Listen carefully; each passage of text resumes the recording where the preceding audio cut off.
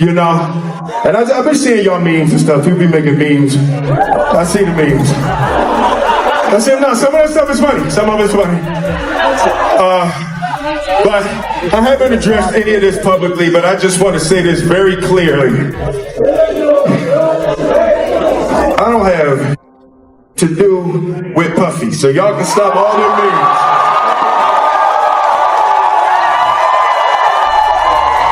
I can stop all of that. I ain't been nowhere near no damn free golf. Listen, I do enough of my own. Don't be putting me in other people's. Written. Nobody needs to worry about me trying to get personal revenge on Diddy. I already put 3 long-term strategies in place that make sure he can never come after me or anyone close to me. First, I directly contacted the legal teams representing the victims. The real reason his not walking free isn't what the public sees. It's the cases that stayed buried behind the scene for years.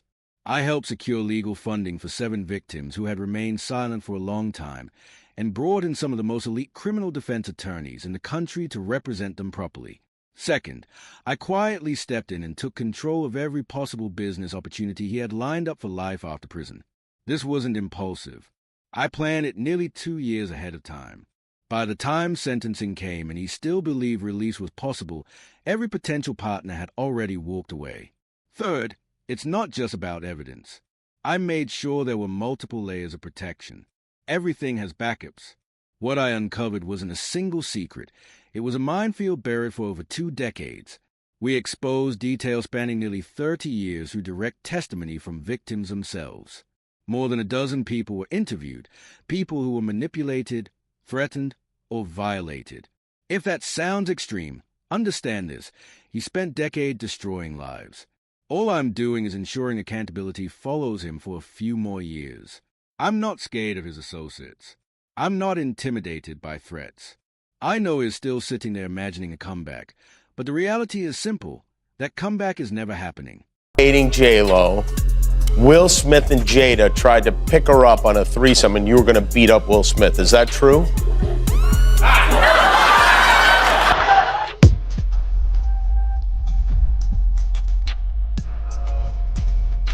You really heard that? Well, yeah, I watched it on the internet. You're telling me I can't believe everything I read? What? I don't know what you're talking about.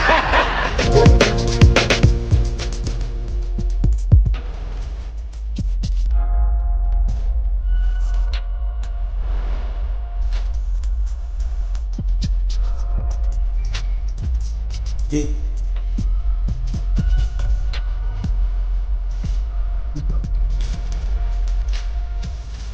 Written.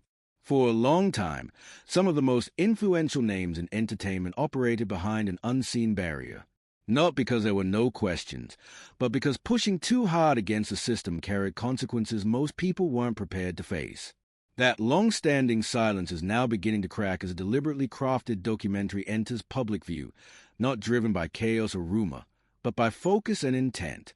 As attention circles back to familiar centers of power and renewed examination begins, one uncomfortable question rises above everything else. How much stayed hidden not because it was invisible, but because silence guarded it, reinforced it, and allowed it to remain untouched for far too long? He should have never slapped Chris. I'm not watching the movie. It's not happening. You don't understand. Do you understand why he slapped Chris? Did you see in that moment from probably what he was dealing with? What was he dealing with? What the f was he dealing with? Something made him slap his brother. No, something didn't make him snap anything. He laughed at that bad joke that Chris said like everybody else. And then Jada looked at him and it was like the Manchurian Candidate. Not the Manchurian. Real life.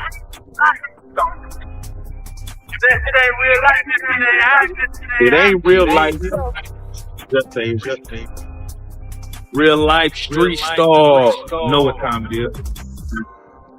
Now, I have to ask before we get out, because I don't want to forget it. Your earrings just reminded me of Black Power, Black Excellence, and I just need your take on it, because Emancipation comes out in 1 hour. Came out December 9th, which is today's the 9th, That's right? such a fucking below the belt fucking question. No, but I just got It's the only below the belt question that you asked because you already know what's gonna happen. Don't front. We've been down there. Fuck Will Smith. No, wait. He can kiss my ass. Wait. He should have never slapped Chris. I'm not watching the movie. Damn it. It's not happening. You don't understand. Do you understand why he slapped Chris? Did you see in that moment from probably what he was dealing with? What was he dealing with? Shit, I don't know. What the fuck was he dealing with? Something made him slap his brother. No, something didn't make him snap anything. He laughed at that badass joke that Chris said like every fucking body else. And then Jada looked at him and it was like the Manchurian Candidate. Not the Manchurian. God damn it.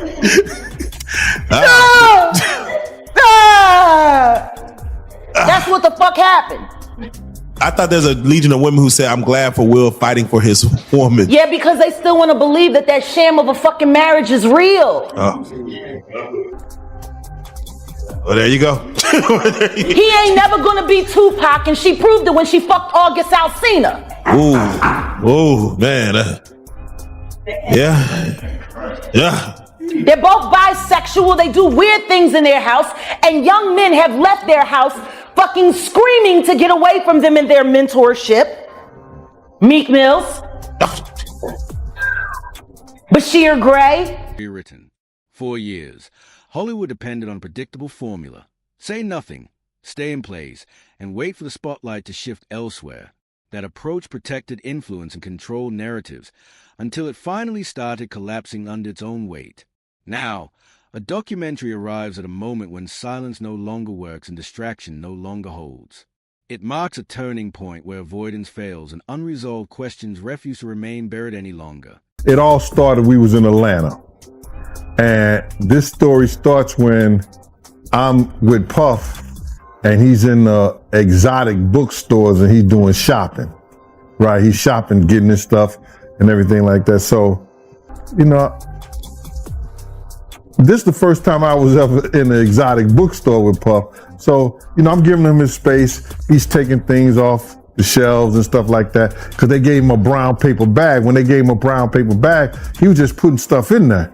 So I said, damn, he got to go put it on the counter and, show everybody what he's getting. So as he's going, I'm just looking at the places where he's picking stuff from.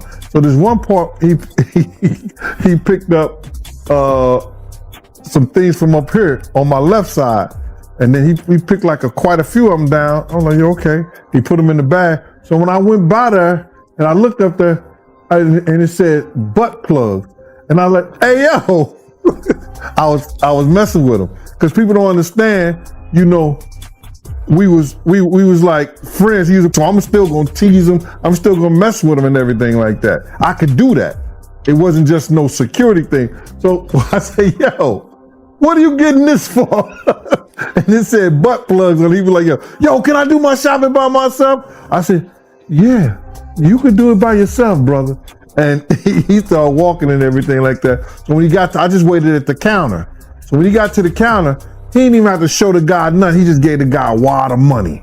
I mean, like he gave the guy a stack, something like this. And Puff wasn't the dude that carried no 20s and no 50s and nothing like that. And I mean, like he just said, boom. And we walked out the store. So we had to leave Atlanta and go to North Carolina for a show. You understand? And it was him, this rapper, Sarah, and this other girl.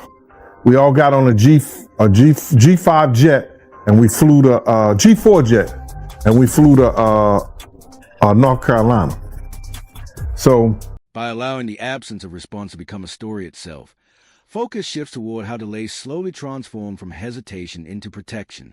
When a system survives by repeatedly avoiding accountability, the moment it finally speaks is never neutral.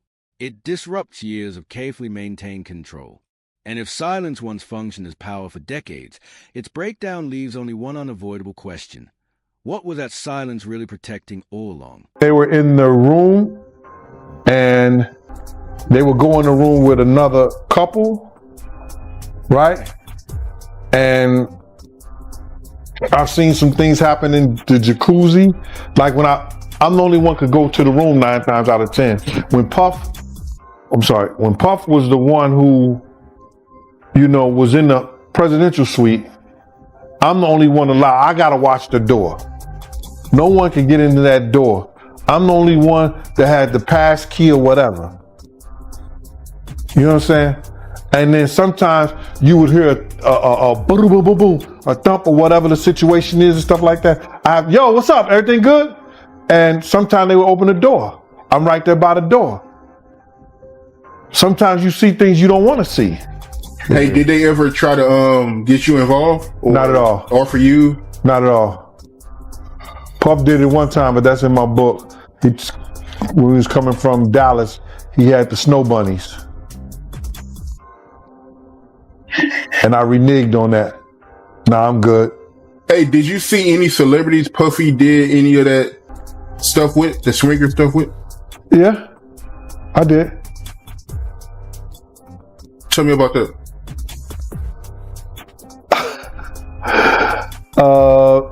I think I told you about that. One time, him and Sarah and this young girl flew from Atlanta. And they, and flying from Atlanta, we had this artist with us, right? And we were staying in the presidential suite at the hotel. And this particular artist and Puff, they told me, don't let nobody come in the room. So I said, all right, cool. So I propped my chair by the room door. What remained concealed was never a single moment or isolated incident. It was a recurring structure. Relationships shaped by status and closeness were repeatedly dismissed as coincidence. Influence existed openly, yet it was rarely examined beyond surface-level success, access, and visibility. Familiarity slowly replaced scrutiny, and repetition dulled curiosity. This isn't about direct accusations. It's about environment and culture, how patterns fade once they are labeled routine, and how the most dangerous blind spots emerge when people are conditioned to accept what they see as normal instead of asking why it keeps happening. The Emancipation, how the fuck you gonna play in a movie called Emancipation and you can't emancipate yourself? Ooh. Bars. Cause you trapped in a hole. My nigga, you trapped in a hole. This bitch clowning you day after day after day after day. And once again, I hate saying these things because their children are dope. But Jaden's kind of MIA.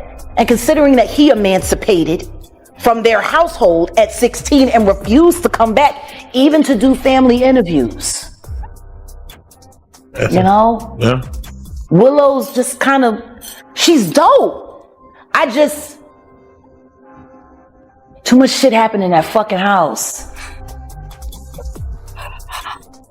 Too much shit happened in that fucking house. And meanwhile, I go to jail for defending my child and these niggas don't even get a CPS fucking visit for the kind of shit they kids see. You know? There you go. So yeah, I'll watch the movie when, I'll watch Emancipation when he emancipates himself from the hell that he lives in, that he tries to call marriage with that woman who still wished Tupac was alive. The closer someone stands to influence, the higher the cost of asking hard questions early. When proximity delivers opportunity first and consequences surface later, the problem isn't timing at all. It's deciding who is left to absorb the fallout once the story finally shifts. But enjoy the film. Buy lots of popcorn. I ain't supporting shit he fucking do. He's a bad representation for black men. He is literally the epitome of a ballless man. I'm sick and tired of people making our black men look weak.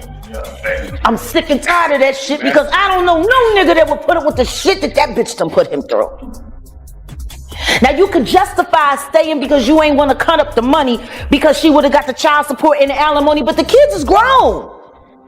So if you staying now, it's either because you being blackmailed to stay or you too lazy to go. He housebroken. That don't fit right for a Philly nigga. But he did grow up in Overbrook though. He didn't technically grow up in West Philly.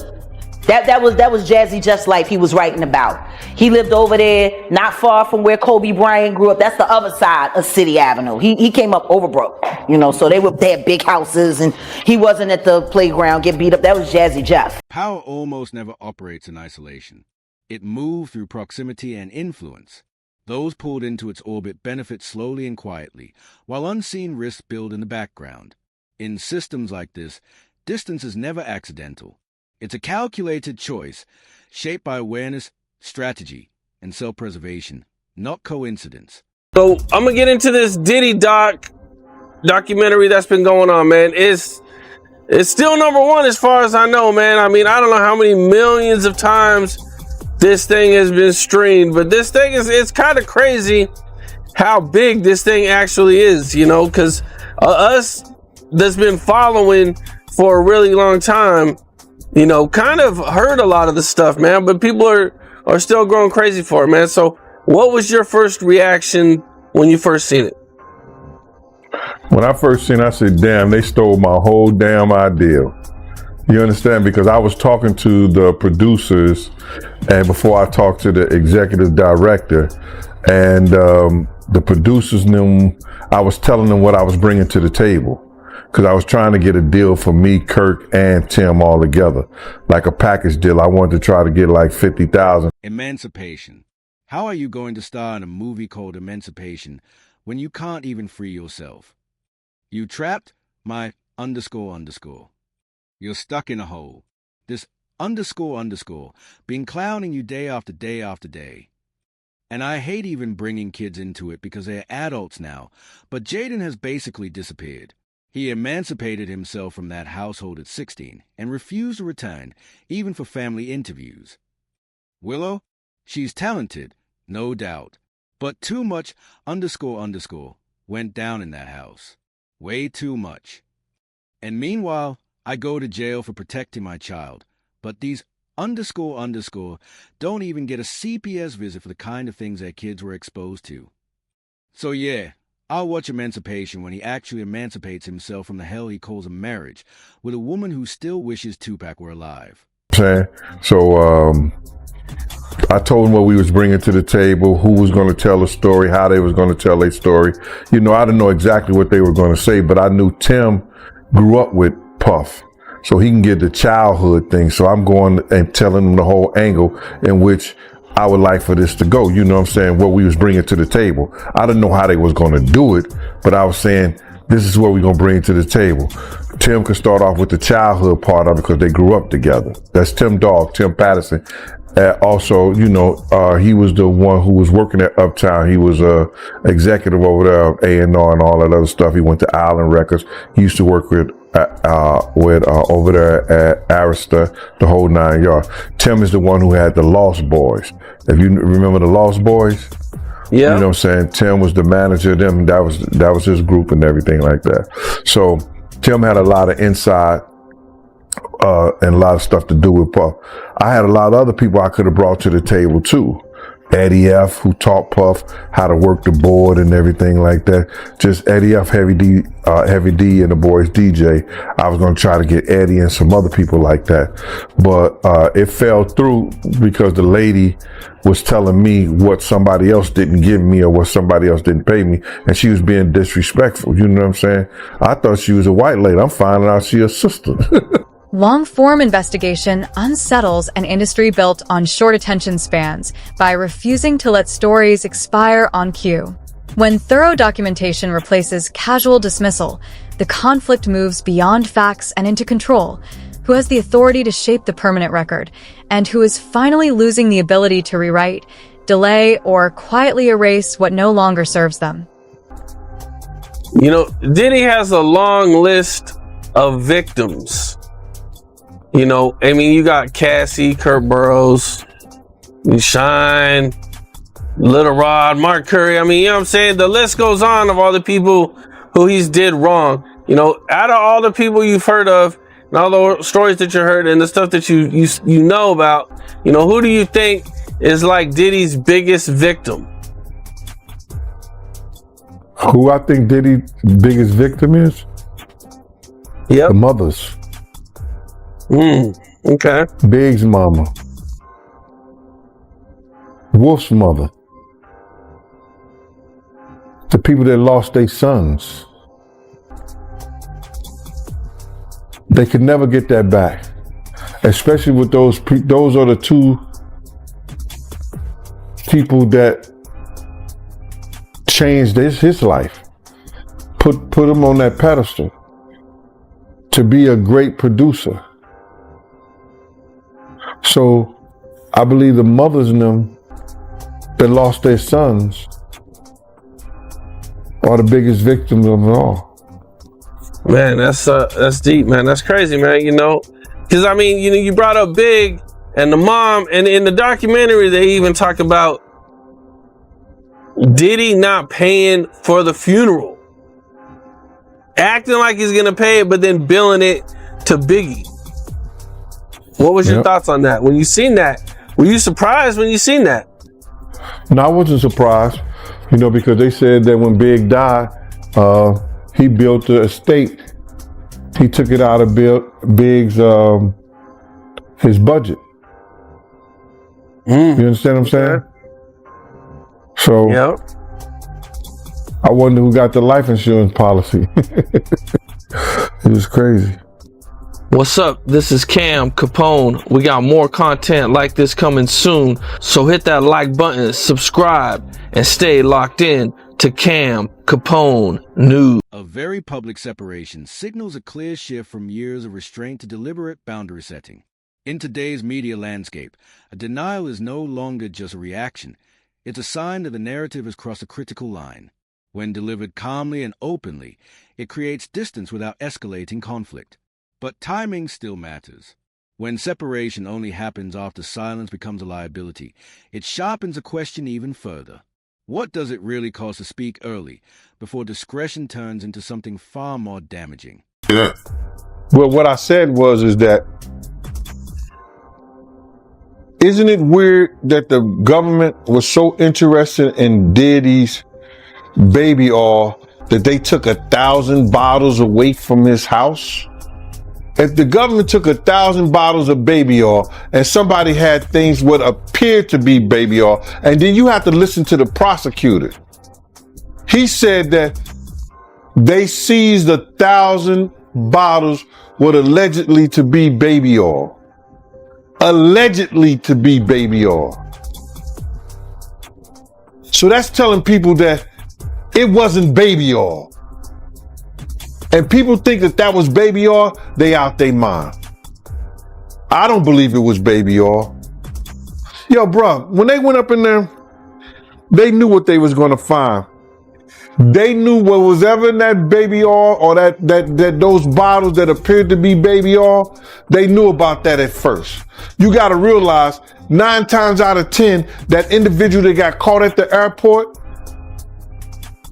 that was supposed to be their carrier, told them what they was doing and what they had. I wouldn't put him past that he told them everything. So when they went up in there, they knew they had to take whatever was out there, and that thing that appeared to be baby oil, they took that. They got to test every last one of them. Let's see how much, let's see how many of those come back to be baby oil. Bro, listen to me. Costco don't sell that much baby oil. Where you know sell that much baby oil? Yeah, I don't know any store that sell that much baby oil. I know Costco, they came out and said that they don't even sell baby oil. My sentiments exactly. But you personally, right, what do you believe was in the baby oil? If you ever seen a massage parlor being raided, and they walking out the people, do they take the massage oil with them when they go? No, they just walk out the people who are. A documentary reshapes a conversation by transforming fragments into structure and chaos into sequence. By organizing scattered moments into a clear timeline with context, 50 Cent redirects attention away from speculation and toward documented patterns. This isn't a verdict.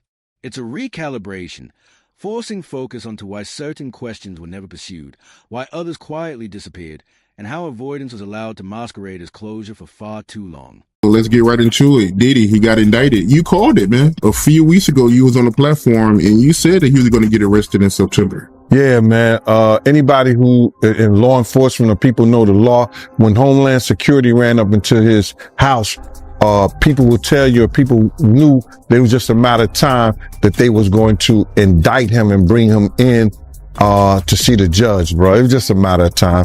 I just figured out with the grand jury and their different sessions and stuff like that, and then what one of the witnesses told me, I just figured it out that it was going to be around September that they were going to bring him in, bro. People might not understand. It's difficult when you see a brother that has so much promise become an icon as far as in the music business and stuff that he did, to turn around and, just tear his whole life down.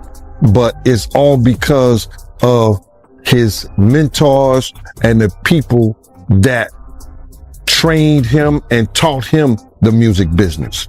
You know, it's all about the people who trained and taught him the music business, because Puff wasn't, he wasn't born a monster.